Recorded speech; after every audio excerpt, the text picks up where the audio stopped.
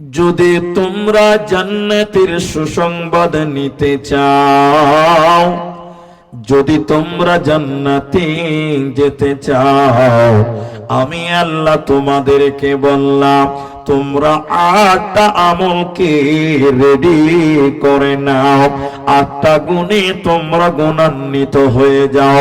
প্রথম নাম্বার, আল্লাহ তাবারক ওয়া তাআলা বলেন আত-তাইব, যারা তওবা করনে ওয়ালা হবে রে, যারা আমি আল্লাহর কাছে তওবা করবে, ক্ষমা চাইবে, ইস্তেগফার করবে। যে মানুষেরা গুনাহ করার পর আল্লাহর কাছে মাফ চাইবে, কান্নাকাটি করবে, এই ক্ষমা চাহনেওয়ালাকে, এই তওবাকারীকে আমার আল্লাহ ক্ষমা করে জান্নাতের সুসংবাদ দেবে। এর কোনো চিন্তা রবে না, রবে না, রবে না। তাই আল্লাহ তাবারক ওয়া তাআলা বলেন আত-তাইব, তোমরা পৃথিবীর লোক তওবা করনেওয়ালা হয়ে যাও। হযরত আনাস রাদিয়াল্লাহু তাআলা আনহু তিনি বর্ণনা করছেন হাদিস, নবী বলেন কোন মানুষ যদি অঢেল গুনাহ করে, অনেক গুনাহ করলো, অনেক গুনাহ করার পর আল্লাহর নাম গফফার, তিনি ক্ষমা করনেওয়ালা, আল্লাহর নাম গফুর, তিনি মাফ করনেওয়ালা। এই নিয়তে যদি গুনাহগার মানুষটা আল্লাহর কাছে ক্ষমা চায়, পাপিষ্ঠ মানুষটা যদি আল্লাহর কাছে ইস্তেগফার করে, আয় আল্লাহ তুমি ক্ষমাকারী, আল্লাহ তুমি আমাকে ক্ষমা করে দাও। ক্ষমার আশায় যদি কেউ ক্ষমা চায়, নবীজি বললেন শুনে নাও, তোমার পাপ যদি আসমান পরিমাণ হয়ে যায়, তোমার গুনাহ যদি আকাশ পরিমাণ হয়ে যায়, এরপরেও যদি ক্ষমার আশায় তুমি ক্ষমা চাও, আল্লাহ তোমার আসমান পরিমাণ গুনাহকেও ক্ষমা করবে। আল্লাহ কারো তাওয়াক্কা করেন না। এরপর নবীজি বললেন শুনে নাও, হেরে দুনিয়ার মুসলমান, বীরভূমির মুসলমান শুনে নেন, আমার নবী বললেন শুনে নাও, তোমার গুনাহ যদি পৃথিবী পরিমাণ হয়, তোমার গুনাহ যদি দুনিয়া বরাবর হয়, দুনিয়া পরিমাণ গুনাহ করার পর, পৃথিবী সম পরিমাণ গুনাহ করার পর আল্লাহ মাফ করনে ওয়ালা, এই নিয়তে যদি কোন মুসলমান আল্লাহর কাছে ক্ষমা চান, ও দয়াল মাবুদ রে, তুমি ক্ষমাকারী, তুমি আমাকে ক্ষমা করবে, এই নিয়তে যদি ক্ষমা চাও, নবী বললেন আল্লাহ তোমার দুনিয়া পরিমাণ গুনাহ, আল্লাহ তোমার পৃথিবী পরিমাণ গুনাহকে মাফ করে তোমাকে ক্ষমা করে জান্নাতে দেবে। তোমার কোনো চিন্তা রবে না, রবে না, রবে না। আল্লাহ তাবারক ওয়া তাআলা বলে যদি তোমরা জান্নাতে যাবে, দুনিয়াতে আল্লাহর কাছে তোমরা তওবা করো, আল্লাহর কাছে তোমরা ইস্তেগফার করো, ক্ষমা চাও, আমি আল্লাহ তোদের ক্ষমা করে জান্নাতের সুসংবাদ দেব। কোনো চিন্তা রবে না, রবে না, রবে না। বলুন সুবহানাল্লাহ। তাহলে তোমার পৃথিবী পরিমাণ গুনাহ হতে পারে, তোমার দুনিয়া পরিমাণ গুনাহ হতে পারে, তুমি আল্লাহর কাছে ক্ষমা চাও, আল্লাহ তোমাকে ক্ষমা করবে। আরেকবার বলুন সুবহানাল্লাহ। হাদিস। এবার একটা তাফসীর শোনাবো আপনাকে। এটা তাফসীর আপনি শর্ট করে বোঝার চেষ্টা করেন, বেশি বেড়ে যাবেন না। নবীজির কাছে দুই দলের কিছু লোক এলেন। দুই দল মানে এখন আবার দল বলা যাবে না, দল বললেই মনে করে তৃণমূল আর বিজেপি, খুব সমস্যা। নবীজির কাছে দুই গ্রুপের কিছু লোক এলো। এবার বুঝতে পারছেন আমার কথা? একটু হ্যাঁ না বলেন। হ্যাঁ, এক গ্রুপের লোক এসে বললেন ইয়া রাসূলুল্লাহ, হে আল্লাহর নবী, আমরা জীবনে অনেক জিনা করেছি, ব্যভিচার করেছি, নারীদের ইজ্জত লুটেছি। আল্লাহর নবী আমাদের জেনার পাপের ব্যাপারে ইসলাম কি বলে, আল্লাহ কি বলে, একটু যদি আমাদের সান্ত্বনা দেন। এরা গেল এক গ্রুপ। এই মুসলমান আমার দিকে দেখেন, দ্বিতীয় গ্রুপের লোক নবীজির কাছে এসে বললেন, ইয়া মুহাম্মদ সাল্লাল্লাহু আলাইহি সাল্লাম, এ নবী, আমরা জীবনে অনেক মানুষ মার্ডার করেছি, হত্যা করেছি, মানুষ হত্যা করেছি। আমাদের জীবনে মার্ডার আর মার্ডার, খুন আর খুন, রক্ত রক্ত হাতে লেগে আছে। আমাদের মার্ডারের ব্যাপারে ইসলাম কি বলে একটু যদি আপনি বলুন। তাহলে এবার আপনারা বলেন, সবাই বলেন, প্রশ্ন কটা? দুটি। বলুন একবার, প্রশ্ন কটা? দুটি। নবীজিকে আল্লাহ তৎক্ষণাৎ বললেন, জিবরাইল, তুমি এখনই আমার নবীকে গিয়ে বলো। তারা আমার নবীকে সওয়াল করেছে, জিজ্ঞাসা করেছে, তুমি এক্ষুনি নবীকে তার উত্তর জানিয়ে দাও। জিবরাইল এসে নবীকে জানিয়ে দিল, আল্লাহ তাবারাক ওয়া তাআলা বলছে, নবী হে, আপনি বলে দেন ওই লোকগুলোকে আপনি বলুন যারা জিজ্ঞাসা করেছে, কুল ইয়া ইবাদিয়াল্লাযীনা আসরাফু আলা আনফুসিহিম, হে নবী তুমি বলে দাও যারা জিনা করেছে, ব্যভিচার করেছে, মানুষ মার্ডার করেছে, আলা আনফুসিহিম, নিজের নফসের প্রতি জুলুম করেছে, নিজের প্রতি জুলুম করেছে, গুনাহে জর্জরিত হয়ে গেছে, হে নবী তুমি তাদেরকে জানিয়ে দাও, লা তাকনাতু মির রাহমাতিল্লাহ, তারা যেন আল্লাহর রহমত থেকে বঞ্চিত না হয়, আল্লাহর দয়া থেকে যেন তারা বঞ্চিত না হয়। হে নবী তুমি বলে দাও, নিশ্চয়ই আল্লাহ তোমাদের জীবনের গুনাহকে মাফ করবে, আল্লাহ তোমাদের সমস্ত পাপকে মাফ করে তোমাদেরকে জান্নাতে দেবে। অতএব তোমাদের কোনো চিন্তা রবে না, শুধু তোমরা আল্লাহর কাছে তওবা করো, আল্লাহর কাছে ইস্তেগফার করো, আল্লাহর কাছে তোমরা মাফ চাও। তাই আল্লাহ তাবারাক ওয়া তাআলা বলে, ওরে ভোলা গড়িয়ার মুসলমান, তোমরা আল্লাহকে কেঁদে কেঁদে তওবা করো, আল্লাহ তোমাকে মাফ করবে, তোমাকে জান্নাতে দিবে, চিন্তা করবে না, হবে না, হবে না। তাহলে সবটি মানুষ একটু মহব্বতের সঙ্গে বলেন, তওবা করব কার কাছে? এটা আল্লাহর নাম জুড়ে বলুন, কার কাছে? আল্লাহর কাছে করবেন। এখানে একটা প্রশ্ন, এবার উত্তর দিচ্ছি একসঙ্গে দুটোই। বলেন, প্রশ্নটা আগে শুনুন। একজন দার্শনিক বলছেন যে আল্লাহ মানুষকে গুনার কারণে জাহান্নাম দেবে না। এটা আমি রাখলাম, আপাতত রাখি, পরে বলছি এটা। এবার তওবার দুটি ভাগ আছে। আপনারা বলেন তওবার কটা ভাগ বললাম? পেছনের লোকগুলো মুখ খুলছেন, একবার তাকবীর দিচ্ছি, নারে তাকবীর। তওবার দুটি ভাগ আছে। কটা ভাগ আছে? দুটি। আপনারা আমার দিকে দেখেন, আমার ভাই এখানে আমার পাঞ্জরে বসে আছে আর আমি বসে আছি, এই দুজনের তওবা দু রকম। আমি বুঝার জন্য বলছি, ওনারটা ওনার মতন, আমারটা আমার মতন। এবার দুটো আপনাকে দেখাবো, আপনি খালি বলবেন কোনটা ঠিক কোনটা বেঠিক, বাস।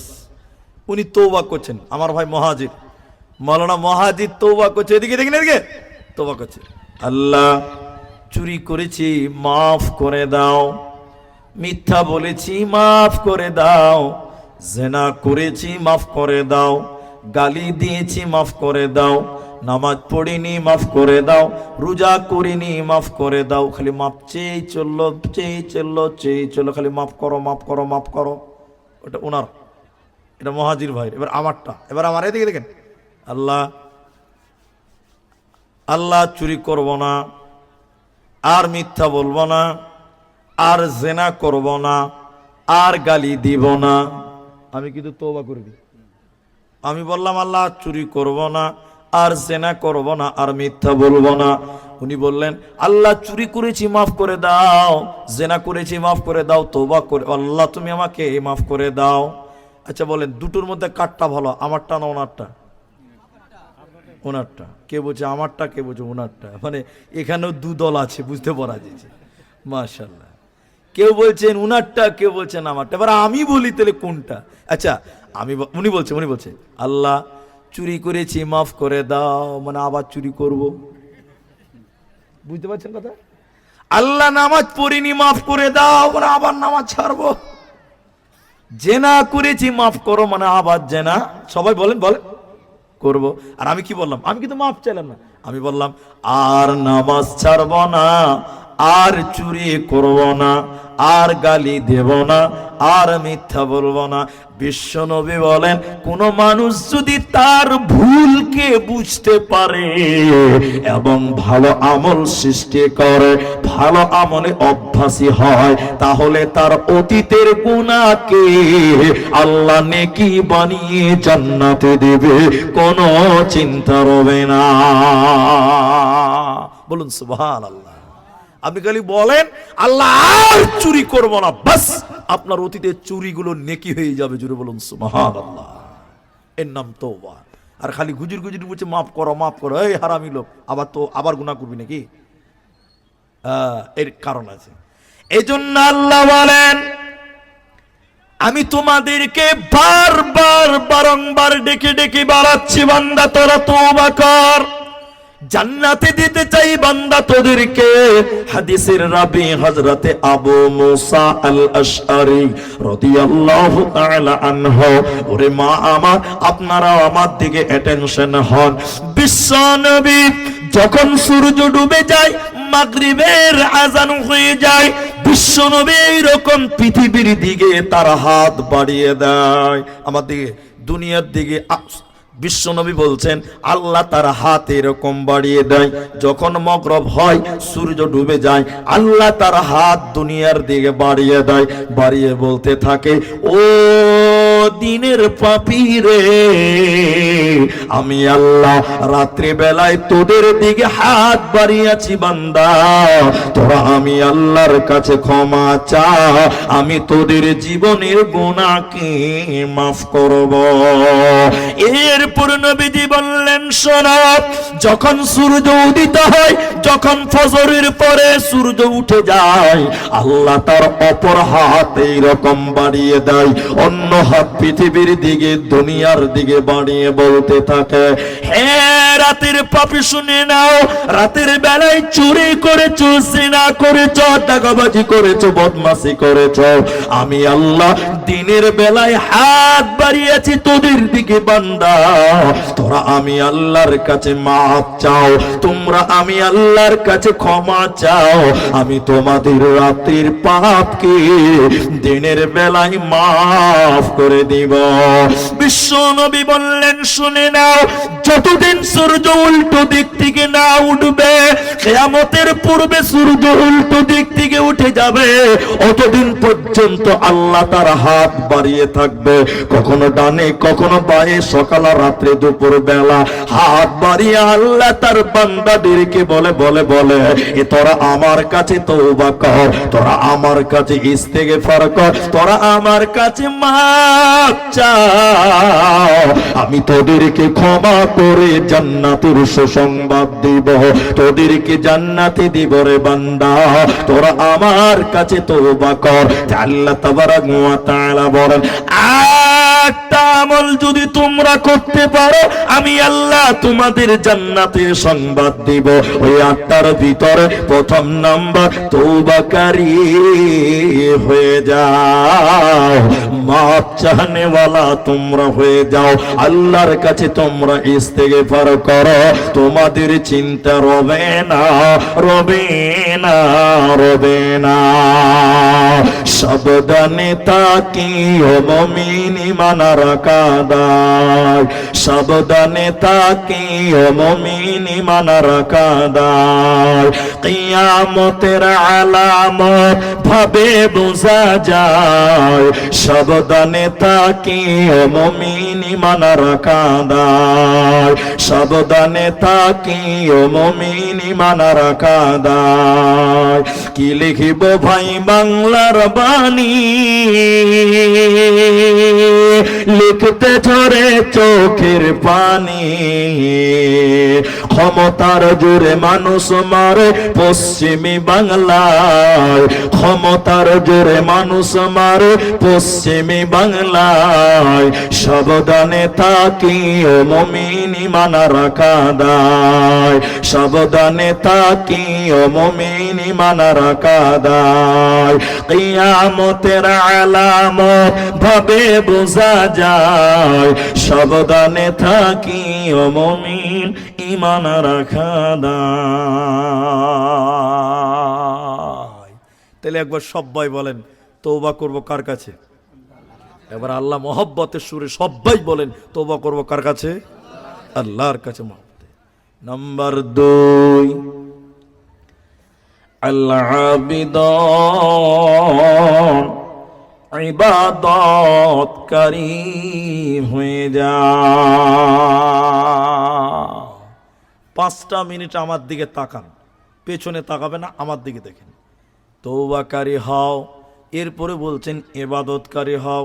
এটা মুমিন, এটা মুমিন, মুমিন মুসলমান, মুমিনা মুসলমান, তার মাথা থেকে পা পর্যন্ত, পা থেকে মাথা পর্যন্ত তার পুরো বডির দ্বারাই করবে ইবাদত আল্লাহর। কার?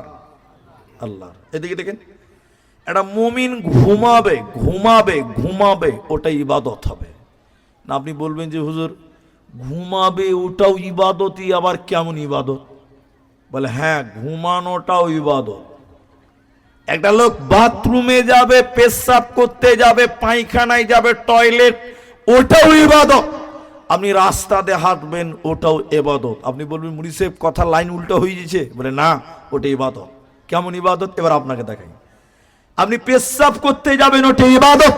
বলে কেমন করে ইবাদত? আপনি যখন যাবেন প্রথমে দোয়া বলবেন, এদিকে দিকে প্রথমে দোয়া দিবেন, প্রথমে বাঁ পা দিবেন। কোন পা দিবেন? বাঁ পা দিয়ে বাড়ার সময় আগে ডান পা দিয়ে বের হবেন, তারপরে দোয়া বলবেন। তাহলে রসুলের পদ্ধতিতে যদি কেউ পেশাব করতে যায়, তাহলে আপনি পেশাব করবেন, ফেরেশতারা আমলনামাতে নেকি লিখবেন। বলুন সুবহানাল্লাহ। আপনি ঘুমাবেন, আপনি ঘুমাবেন, ওটাও ইবাদত। পারলে চেষ্টা করবেন উজু করে, এগুলো ফরজ নয়, উজু করে ঘুমাবেন, জিকির করবেন, নির্দিষ্ট দোয়া পড়বেন, নাস ফালাক ইখলাস এগুলো পড়বেন, আয়াতুল কুরসি পড়বেন, মতান্তরে আপনি সূরা মুলক পড়বেন। আপনি ডান কাতে ঘুমাবেন, ডান কাতে, ডান কাতে ঘুমাবেন। আপনি ঘুমাবেন, ফেরেশতারা আপনার আমলনামাতে নেকি লিখতেই থাকবে, লিখতেই থাকবে। বলুন সুবহানাল্লাহ। রাস্তাতে হাঁটবেন, ওটা ইবাদত। কি করবেন? বাড়ি থেকে বের হবেন, দোয়া পড়বেন, যেটা দোয়া আপনারা জানেন, বিসমিল্লাহি তাওয়াক্কালতু আলাল্লাহ, ওটা আমি বলছি না, ওই দোয়া পড়বেন। এরপরে এদিকে এদিকে এদিকে আপনি হাঁটবেন ডান দিকে। কোন দিকে হাঁটবেন?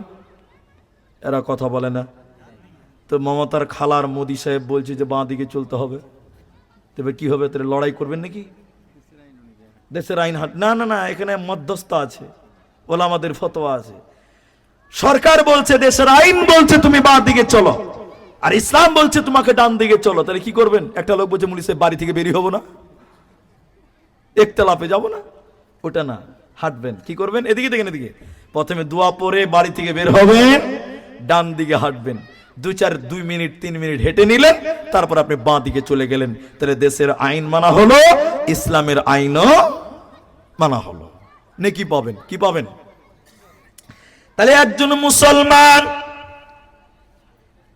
মুসলমানের প্রতিটা ক্ষেত্রে, প্রতিটা কাজে তার ইবাদত আছে। এজন্য ইবাদতকারী হয়ে যাও। দেখুন তো লাগানো যাবে নাকি? ইবাদত করনে ওয়ালা হও। আল্লাহ তাই কোরআনে বললেন, আল্লাহ আবিদুন, ইবাদতকারী হয়ে যাও। নাম্বার 3, নাম্বার 3 আল্লাহ তাবারাক ওয়া তাআলা বললেন, শোনো, আল হামিদ, প্রশংসাকারী হয়ে যাও। তোমরা আমি আল্লাহর প্রশংসা করো, তোমরা নাশুকরি করবে না, আমার প্রশংসা করবে, আমি তোমাদের নিয়ামত বাড়িয়ে দিব। এজন্য মুসলমান, যেখানে যে অবস্থায় থাকো না কেন, তুমি আল্লাহর শুকরিয়া আদায় করবে, তুমি নাশুকরি করবে না। সবাই বলুন, প্রশংসা করব কার? জোরে বলুন কার? একবার সবাই বলুন আলহামদুলিল্লাহ।